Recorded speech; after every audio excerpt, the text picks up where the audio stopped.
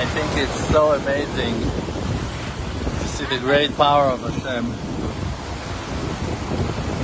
how the wind is sending the water to break the rock. It's amazing to see all the elements works at once.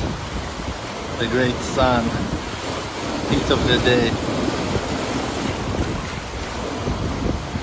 making everything work, while all the rest of the foundations of the earth roaring and shaking.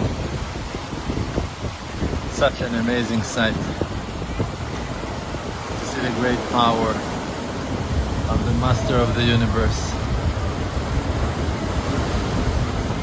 inside this amazing sight. The Holy Land of Israel holds within the essence and secrets of creation, to be one above all the elements and particles of creation.